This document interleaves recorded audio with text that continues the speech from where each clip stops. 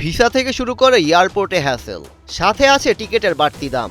2026 বিশ্বকাপ দেখেছে যুক্তরাষ্ট্রের একক আধিপত্য।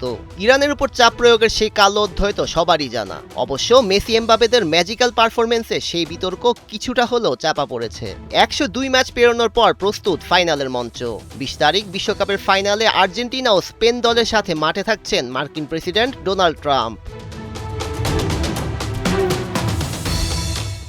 সোমবার ফিফা ওয়ার্ল্ড কাপ ফাইনালে মেটলাইফ স্টেডিয়ামে মেসি ইয়ামালদের খেলা দেখতে আসছেন ডোনাল্ড ট্রাম্প। বৃহস্পতিবার এক সংবাদ সম্মেলনে বিষয়টি নিশ্চিত করেছে হোয়াইট হাউসের প্রেস সেক্রেটারি ক্যারোলিন লেভিট। জানা গেছে ম্যাচ শেষে ফিফা সভাপতি ইনফান্তিনোর সঙ্গে বিজয়ী দলের হাতে ট্রফি তুলে দেওয়ার অনুষ্ঠানেও অংশ নেবেন তিনি।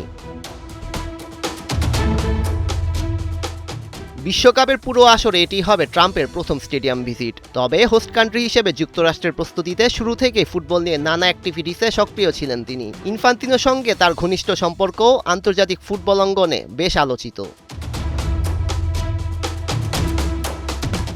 বিশ্বকাপ ফাইনালে রাষ্ট্রপ্রধানদের উপস্থিতি অবশ্য নতুন কিছু নয়। 2022 সালে কাতার আমির শেখ তামিম ট্রফি সেরিমনি অনুষ্ঠানে লিওনেল মেসির গায়ে ট্রেডিশনাল গাউন পরিয়ে দিয়েছিলেন।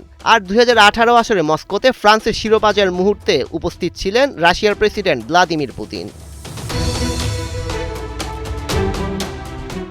এর আগে ফিফা ক্লাব বিশ্বকাপের ফাইনালেও চেলসির হাতে ট্রফি তুলে দিয়েছিলেন ট্রাম্প। এমনকি টিম সেলিব্রেশন টাইমে মঞ্চে থেকে আলোচনার জন্ম দিয়েছিলেন তিনি। এবার নিজ দেশে মার্কিন প্রেসিডেন্ট কোন বিতর্কে জড়ান সেটি দেখার বিষয়। সৈয়দ রেজান রহমান, 71।